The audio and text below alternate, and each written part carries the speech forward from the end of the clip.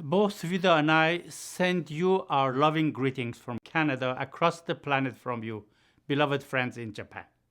Though we are physically apart, we feel we are together with you. During our 47-day-long trip to your remarkable country, we visited nearly 30 cities, from Sapporo in Hokkaido to Ishigaki in Okinawa. We consider the many occasions of spending quality time with so many precious souls as a bounty from Baha'u'llah to us, an opportunity of a lifetime for joyful learning. We learned about Japanese history, its amazing natural beauty, the astonishing progress it has made in science and technology, the efficient way its society functions, and how all of this has resulted in providing an exemplary material paradise for its citizens.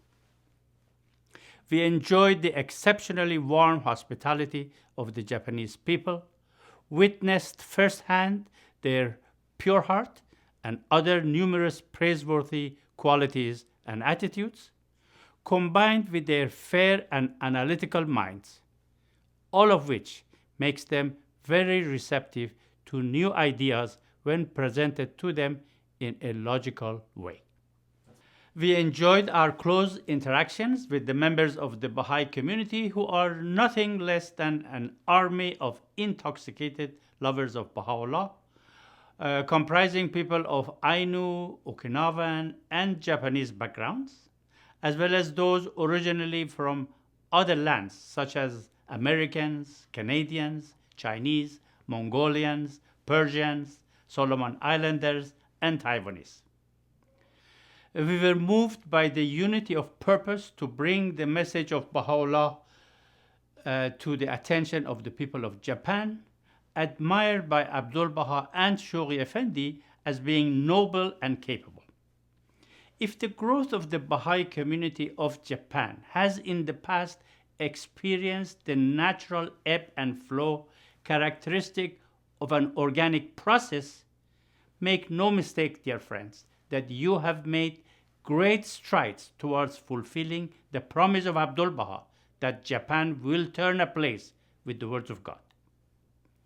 The concept of Japan will turn ablaze is, in my understanding, a process connected to the divine will and to the intensity of your efforts, a process that unfolds gradually.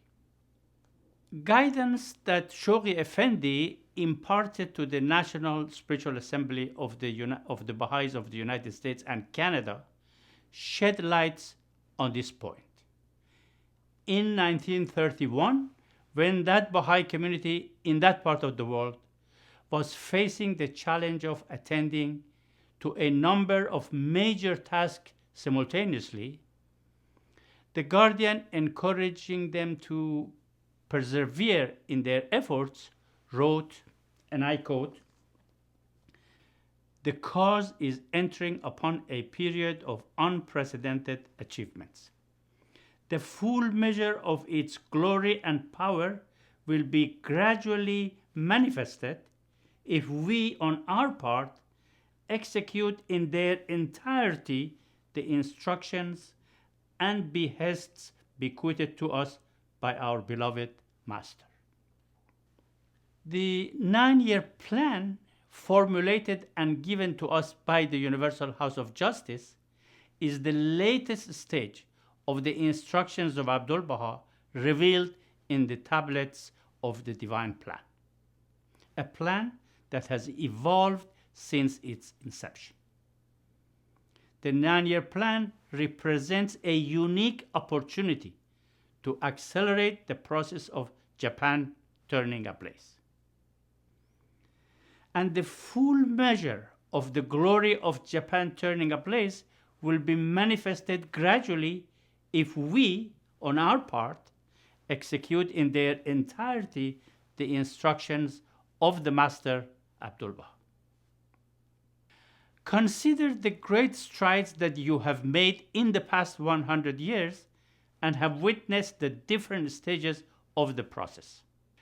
From the day when Agnes Alexander arrived in Japan, followed by the arrival of more pioneers, until the present time when a large army of dedicated Japanese friends live in more than half of the clusters across the country, with a plan to gradually establish the growth process in the rest of the country. From the days when your community might have inevitably lost a percentage of new believers due to lack of experience in meeting the need for expansion and consolidation to go hand in hand, to the current exciting time when we all have the institute process and the training institute as the engine of growth and are learning how to empower increasing number of individuals and families to serve the requirements of sustaining growth in the number of those attracted to the faith and becoming promoters of the vision of Baha'u'llah. From the days when dedicated pioneers coming from the East and the West, each with their own understanding and experience of teaching the faith, to today when inhabitants of many clusters, taking into account the local culture and circumstances, are engaged in reflecting on the most effective method of teaching under their circumstances and are learning to release the society building power of the faith in ever greater measures. From the days when literature about the faith in Japanese language was scarce to today when the literature is available in the Japanese language and there is ongoing reflection on how to systematically sustain and expand its quality and quantity.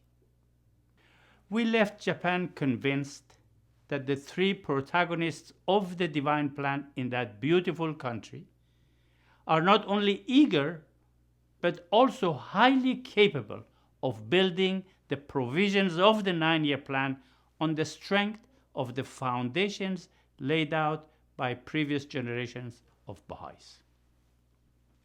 We left Japan ever grateful to the Blessed Beauty for his divine assistance throughout the trip, which made it possible for us to complete it as planned by your delightful National Assembly.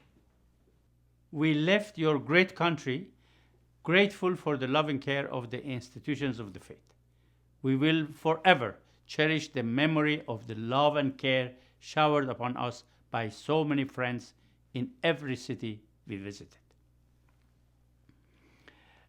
I understand that the National Spiritual Assembly has made available to the friends some notes taken during the discussions I had with you during our travels. Having seen these notes, and with the approval of your National Spiritual Assembly, I have also prepared 3 talks around the topics that came up when we were visiting. An important point about these talks is this. As we all know, a vital part of the Institute process is the art of adopting a posture of learning. This learning entails reflecting at the cluster level and with the help of cluster agencies on the local experiences and turning to the guidance of the Universal House of Justice. In addition, the advice of the Continental Board of Counselors and their auxiliaries, the National Spiritual Assembly and its agencies, is vital for this learning. This process of learning is designed to illumine the path of development in every cluster. The answer to many of your questions can and should come from your reflection meetings guided by the auxiliary board members. So what I offer here in my presentation is my personal understanding of the guidance of the House of Justice and the provisions of the 9-year plan, which is, of course, handicapped to a certain extent by my lack of practical experience in Japan. The 3 talks are some insights on the 9-year plan, the power of divine assistance, and teaching the faith in Japan. So now let's talk about some of the insights into the 9-year plan. The 9-year plan, friends, provides a wonderful opportunity to reflect on the next stage of the vision that Japan will turn ablaze. In my view, the next stage of Japan turning ablaze will be marked by a significant and sustained increase in the number of people from among the population of the country who are attracted to the vision of Baha'u'llah and who are actively engaged in the release of the society-building power of the faith in ever greater measures. The pursuit of this overall aim, as stated by the Universal House of Justice, will require a further rise in the capacity of the individual believer, the local community, and the institutions of the faith. Further, the House of Justice clarifies that a greater expression of the society-building power of the faith requires first and foremost still further advances in the process of entry by troops in every part of the world, and that the movement of clusters along a continuum of development will remain the basic model for the expansion and consolidation of the community. Further, the House of Justice points out that building capacity for service within communities by enabling ever-increasing number of individuals to benefit from the Institute process will continue to be a central feature of the plans in the present series. As you know, the Institute process is a long-term process that the Baha'i community has embarked upon through the Training Institute. The Training Institute is an agency of the faith, of the National Assembly, that is engaged in enhancing the powers of the individuals and vitalizing communities and institutions. Therefore, the strengthening of the Institute process and of the Training Institute in every cluster in Japan is a vital element of attaining the vision of Japan turning ablaze. And that is what you will exactly be doing over the foreseeable future. Many of the actions we take in the course of the 9-year plan would indeed be, therefore, similar to those we were undertaking during previous plans, especially since 2010. In the light of this fact, I find it appropriate first to review some of the guidance of the Universal House of Justice that has been shared with the Baha'i world previously.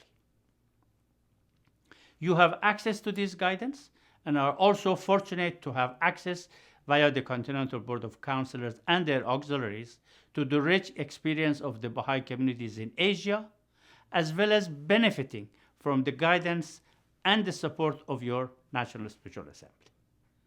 Accordingly, I intend not to go into depth here, but rather offer the following brief overview of the main points in the process. To start with, let me say that in every cluster, the Institute process grows organically. The House of Justice notes that at the core of the Institute process, must lie a sound and steady process of expansion matched by an equally strong process of human resource development. This means that in every cluster where the Institute process is to be established, two things, each of which is absolutely essential, should happen simultaneously and with the same vigor. One, a range of teaching efforts involving both activities undertaken by individuals and campaigns promoted by the institutions. And two, a level of functioning of Training Institute that can provide for a percentage of those attracted to the faith to attend the courses of the Training Institute.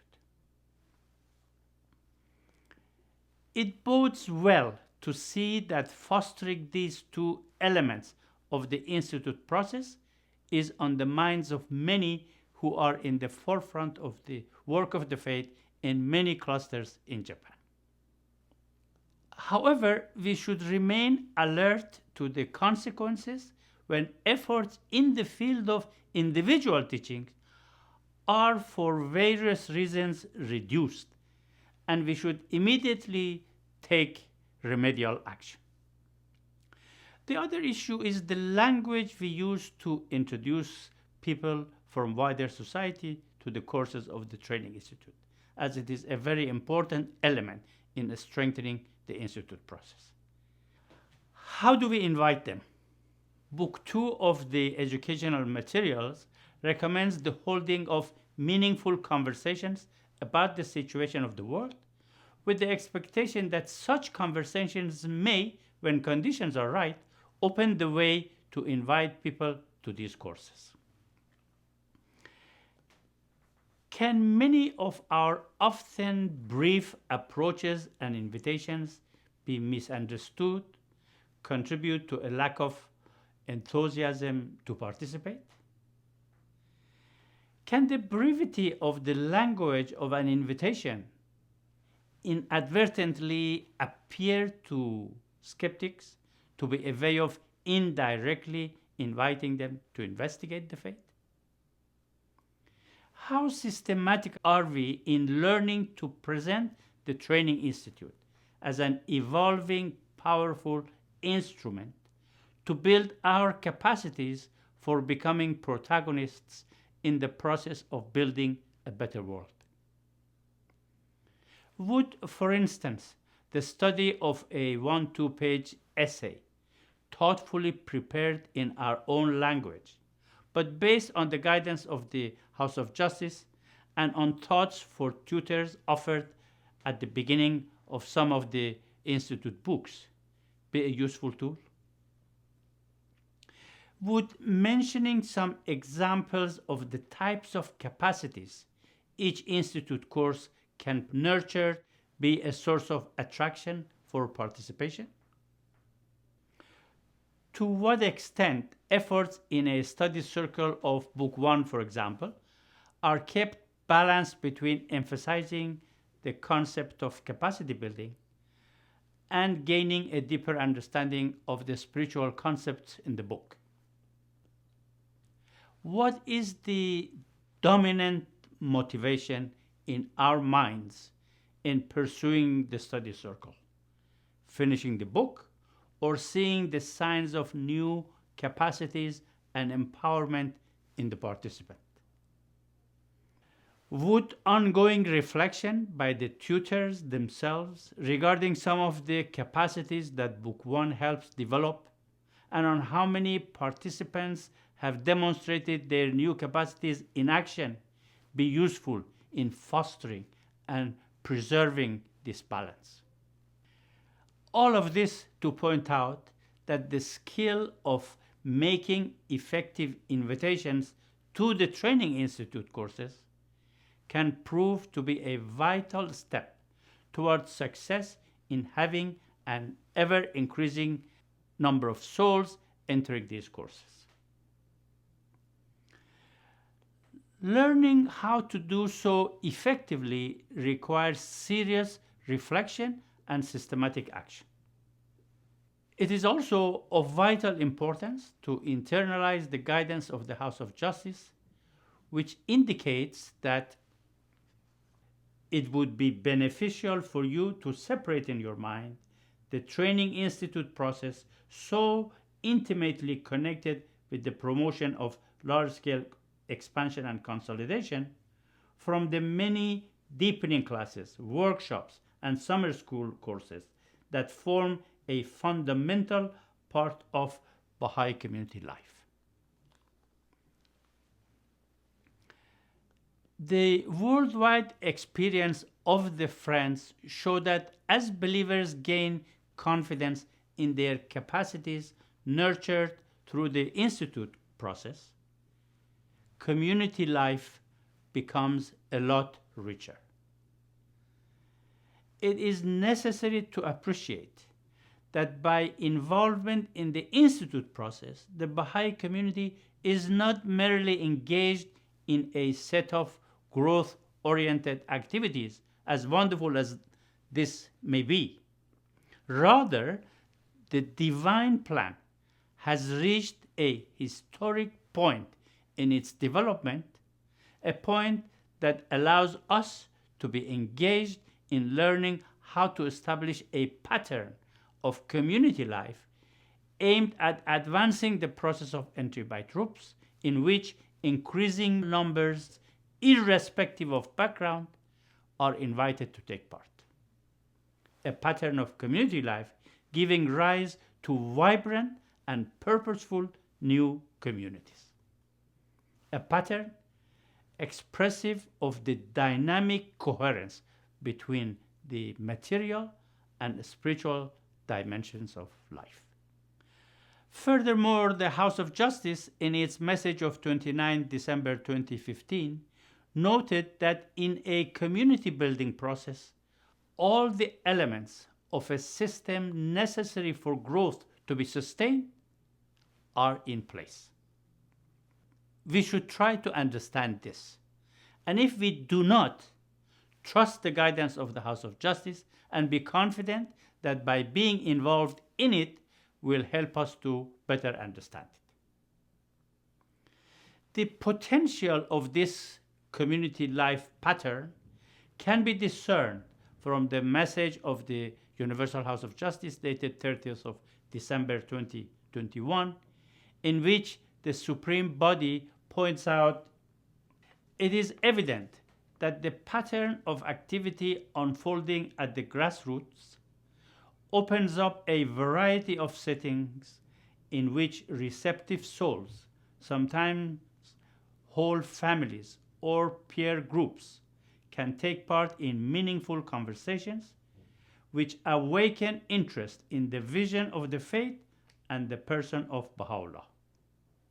Over time, many such souls begin to identify themselves with the Baha'i community, especially as they gain the confidence to participate in community life through service.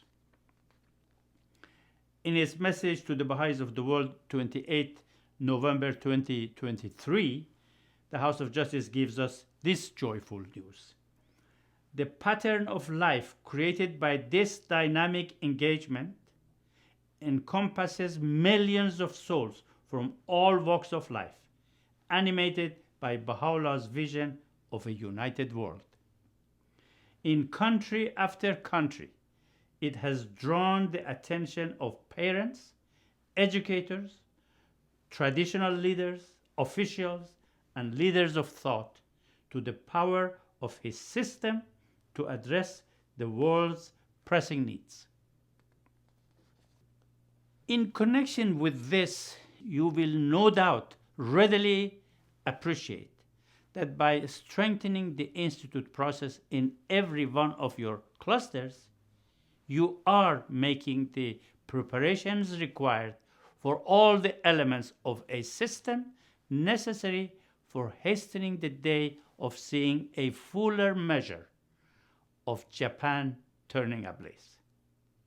In the light of this reflection on the nature of the Institute process, clarity about another guidance of the House of Justice is vital. This guidance is found in a letter written on its behalf to an individual believer, and I quote, "To say that the Institute is only useful for newly enrolled believers and those who read little is not correct. The House of Justice notes that the Training Institute is pivotal in the development of the capacity of veteran and new believers for active involvement in the work of expansion and consolidation." How delightful it is to hear from the House of Justice that many mature and deepened believers are participating in the Institute process, both as students and as teachers of various courses, in an effort to contribute directly to the promotion of entry by troops in their respective countries. Elaborating further on this, the letter notes that through such participation, they have furthered their understanding of the requisites of growth and of the action required to maintain it, have caught fresh glimpses of spiritual truth, and have developed their skills and abilities of service. Far from interfering with their own study of the writings, each according to his or her own capacity and needs, their association with a training institute has enhanced the process. Having made these important points, then the House of Justice clarifies in the same letter that yet clearly such participation is not a requirement for every Baha'i, who in the final analysis can choose the manner in which he or she will serve the faith. What is essential is that the institute process be supported even by those who do not wish to take part in it. Okay, friends, now let's talk about some insights about the 9-year plan in the light of its overall aim. Let me begin with the guidance of the House of Justice that the society-building power of the faith of Baha'u'llah is being manifested with ever more clarity. And this is a firm foundation upon which the coming 9-year plan will build. So, are we sufficiently alert to recognize the signs of this power in our own society and the need to learn how to promote its release in ever greater measure? On another occasion, the House of Justice says that the ways in which the society-building power of the faith will find expression in different settings will vary from place to place. Question for the dear friends in Japan is not whether or not it will happen in Japan, but rather how is it happening? God forbid that overwhelmed with the culture, traditions, and social conditions of the country, we would allow ourselves even for a moment to think that Japan is different from elsewhere and that things may not work as is commonly expected in other parts of the world. The House of Justice, in its Rizwan 2015 message, addressing the whole Baha'i world with all its many diverse circumstances, says this: do not imagine that your own case is inherently any different. Change in a cluster, be it swift or hard-won, flows neither from a formulaic approach nor from random activity. It proceeds to the rhythm of action, reflection, and consultation, and is propelled by plans that are the fruit of experience. Further, in its Rizwan message of 2021, in which the House of Justice reviews progress of the divine plan since 1996, it says, a cherished legacy of this series of plans is the widespread recognition that any effort to advance begins with an orientation towards learning. Adding that the simplicity of this precept belies the significance of the implications that follow from it. And then the House of Justice reassures the Baha'i world that we do not doubt that every cluster, given time, will progress along the continuum of development. The secret of success For the communities that have advanced most quickly relative to those whose circumstances and possibilities were similar, are then highlighted by the Supreme Body as being the ability to foster unity of thought, to learn about effective action without hesitation to act, and a commitment to learning, being aware that a commitment to learning also means being prepared to make mistakes, and knowing that sometimes, of course, mistakes brought discomfort. This is what needs to be strengthened in Japan, dear friends. We live at a time when the divine plan is giving birth to a dynamic process aimed at individual and collective transformation in every cluster. The House of Justice tells us that in this process, we must display breadth of vision and clarity of thought, flexibility, and resourcefulness. The House of Justice also notes that regardless of the extent to which Baha'i community life embraces those who reside in a particular area, regardless even of the intensity of a program of growth in a cluster or the level of activity in a neighborhood or village, the challenge facing the friends serving at the grassroots is essentially the same in every place. They must be able to read their own reality and ask what, in the light of possibilities and requirements at hand, would be fitting objectives to pursue in the coming cycle or series of cycles. All of this is profound guidance, the implementation of which requires deep reflection. In this respect, my understanding is that for a cluster to reach its vision of development, clarity of thought is needed about the different stages that the cluster should go through and how it passes through each stages to attain its vision. It was heartwarming to see that in Japan, a vision for each cluster to reach by the end of the 9-year plan in 2031 is already set, with the Institute process as the way to achieve it. This is great in and of itself, but reaching unity of vision and clarity of thought among the inhabitants of the cluster is another thing, and its achievement will also go a long way to strengthening the process. Moreover, each cluster also needs to map the path of how its vision will be achieved.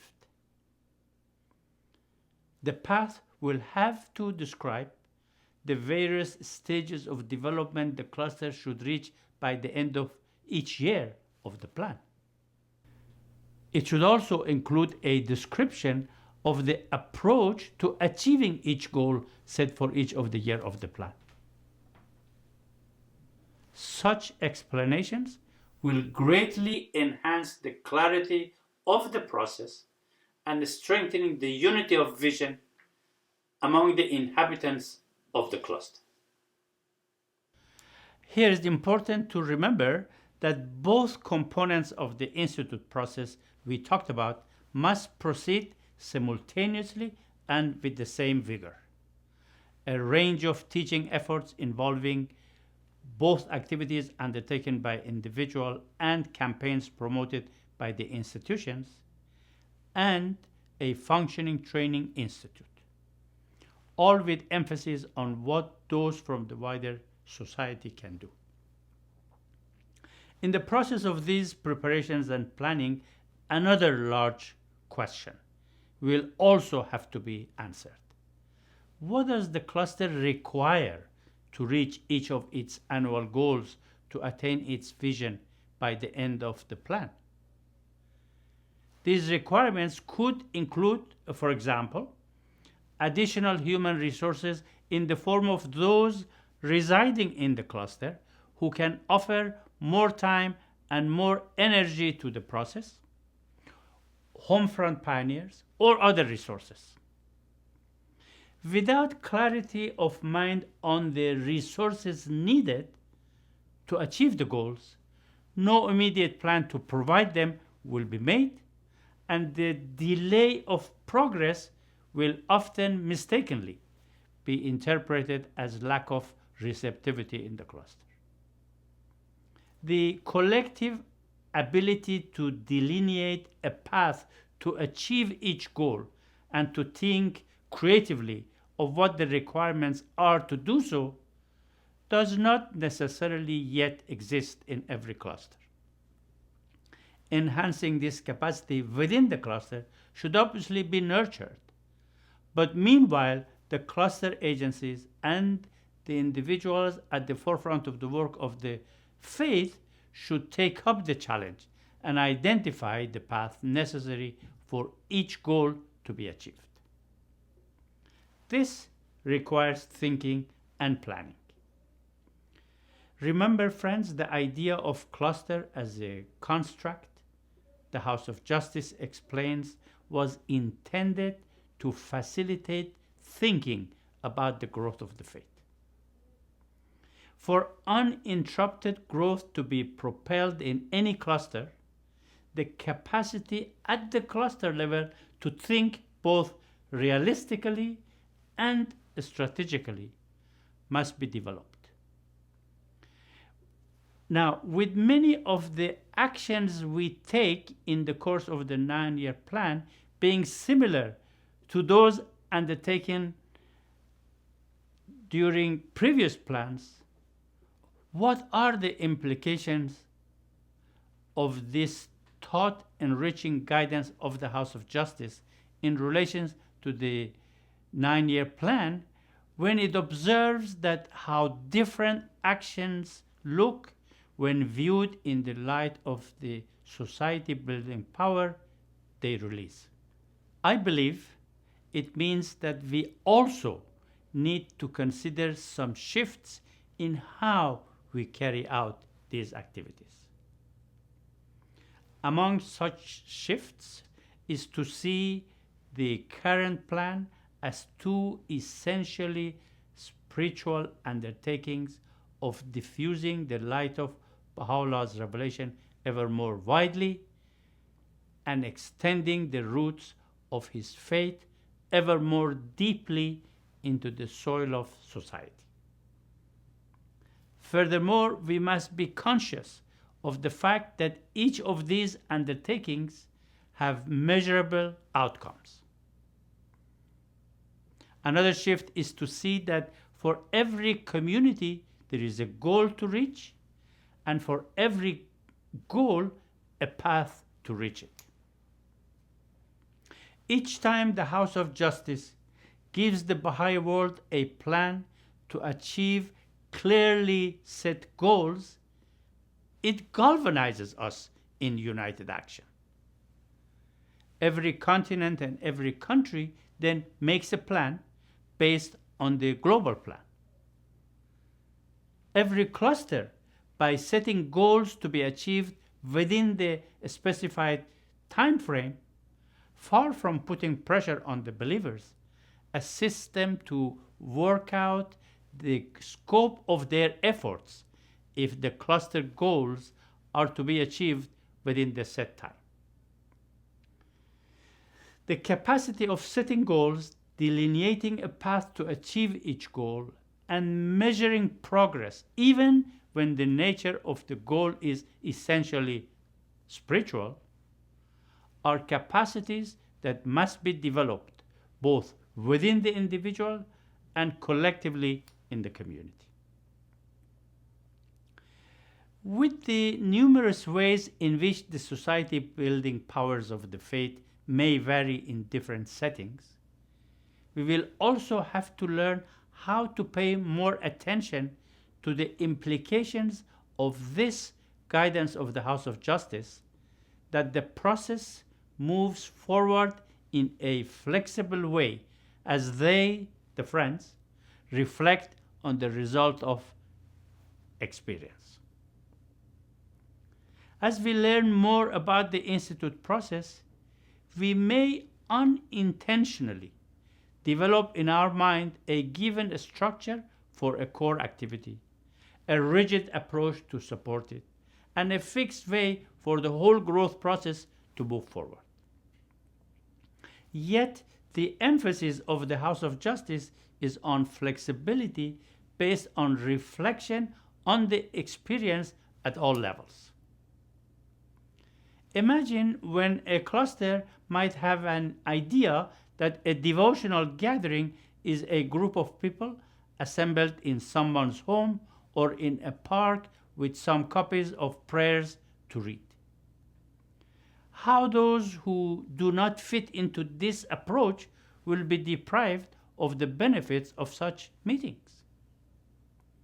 We know that, for instance, there have also been circumstances under which acquainting neighbors and friends with the concept of prayers began by printing individual prayers and sharing them with others. If such an action takes place frequently in a neighborhood, could this not be considered the embryo of a devotional meeting? A seed of a devotional gathering could also be planted simply by two people reciting a single prayer in front of a home, and a regular encounter of this nature could be counted as a devotional gathering. Such approaches can be built up over time as participants are encouraged to share prayers with others in a similar way. Gradually, more individuals can be encouraged to expand the process by inviting another person or multiple people to pray with them. Eventually, what began outdoors might move in a home and then come to encompass multiple neighborhood households. The accumulations of such devotional encounters in households after household has indeed led in some circumstances to a strong devotional character in an entire neighborhood. If each step forward is the product of a reflection on the power and effects of prayer and experience, rich and deeply significant learning can take place. Similar observations can be made about a study circle. A study circle may mean to some people a weekly gathering of a certain number of people coming together in a home to study a given book of the Institute materials with the help from a tutor. And the way to establish it may be thought to be through inviting a few people, a percentage of whom would participate. While this approach has no doubt produced wonderful results in many places, there have also been circumstances where a more flexible approach to making the Institute materials accessible to people has opened doors that otherwise were not opening. Offering a page or two of Book 1, for example, as a follow-up to a related discussion that just took place with a friend are examples of flexible approaches that allow people to taste the sweetness of the words of God in their daily life. Such an approach, if pursued, can lead to the person becoming interested in a more formal study of the words of God. So, how flexible are we in facilitating access by people from the wider society to the Institute materials? The emphasis of flexibility also demands that we reflect on the implications of other guidance of the House of Justice. When speaking about the release of the society-building power of the faith in ever greater measure, the House of Justice states that every people and every nation has a part to play in the next stage in the fundamental construction of human society. All have unique insights and experiences to offer for the building of a unified world. And it is the responsibility of the Friends, as bearers of Baha'u'llah's restorative message, to assist populations to release their latent potentialities to achieve their highest aspirations. The International Teaching Center, advising the Continental Councilors, notes that vital in this respect is the ability to engage in conversations with individuals and families that explore their aspirations and concern, and to continually assist them to study and apply the teachings of Baha'u'llah to their circumstances. The Supreme Body urges us to see in each person who responded to our invitation a potential protagonist in the community building process, asking us to consider how conditions may be created that would enable many to walk this path together. As Baha'is, often out of our enthusiasm for sharing the message of Baha'u'llah with others, we may sometimes quickly change the direction of a conversation without giving adequate attention to a praiseworthy aspiration of a friend being relayed to us. Or sometimes we choose to respond to a friend's aspiration by jumping in to explain what the Baha'i Faith says about this subject. And when our direct invitation to our friends to participate in the Institute courses or to investigate the faith do not bear the desired fruits, we may interpret this as lack of receptivity.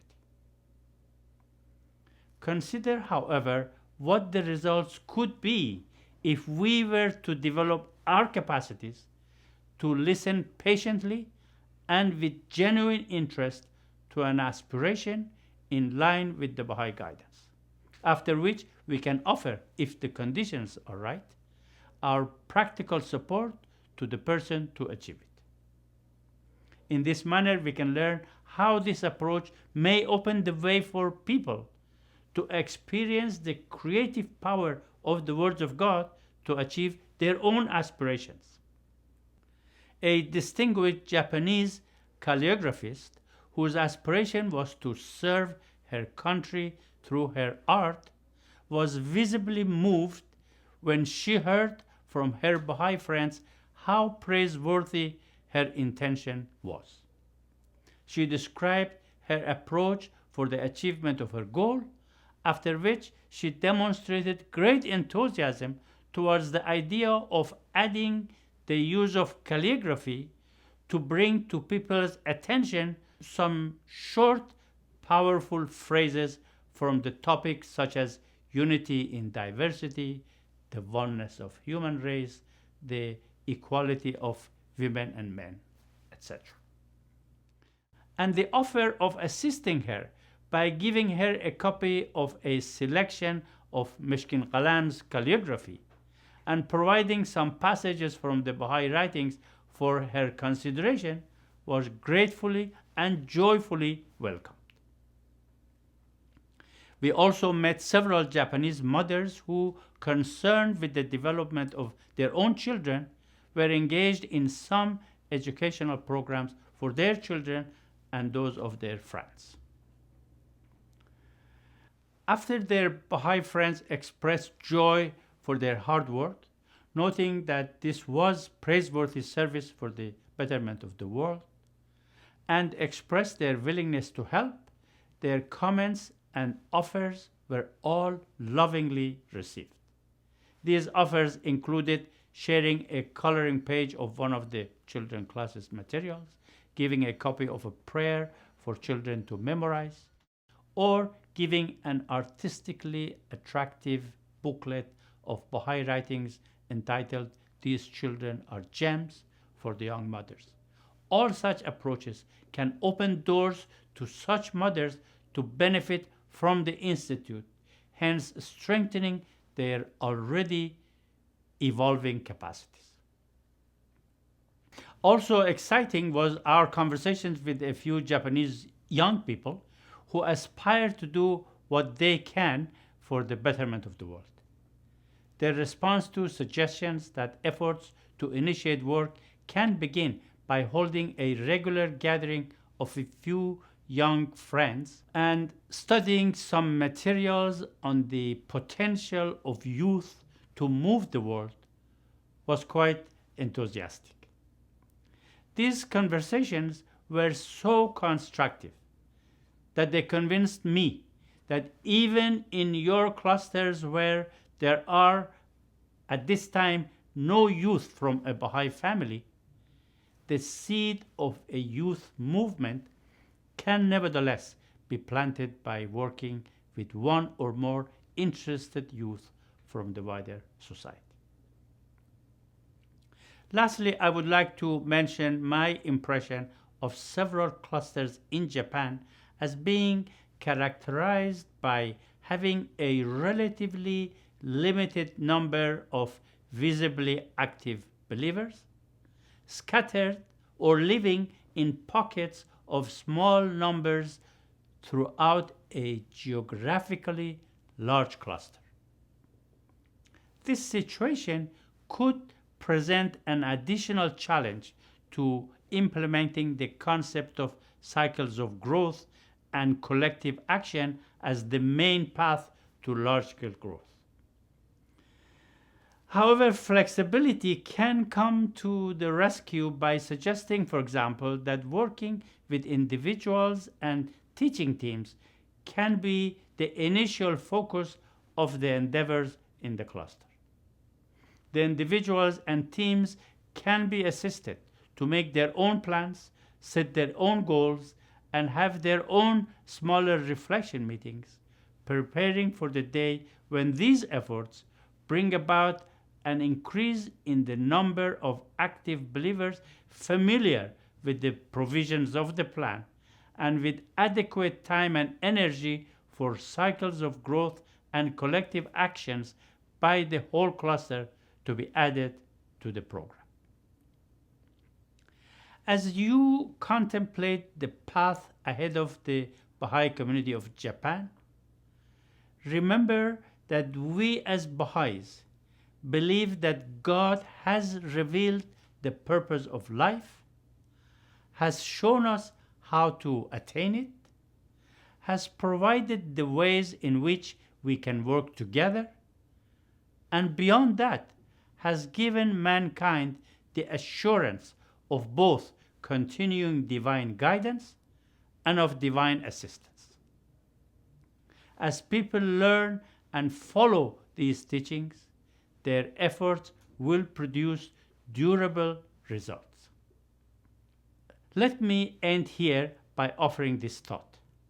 As you contemplate the path ahead of the Baha'i community of Japan, remember this guidance of the House of Justice to a Baha'i community that was and is facing a number of challenges, saying, in your efforts to address community concerns, you would do well to remember that it behooves the people of Baha to place at all times their entire trust in the power of divine assistance and to remain staunchly united, pressing onwards step by step with enthusiasm and patience.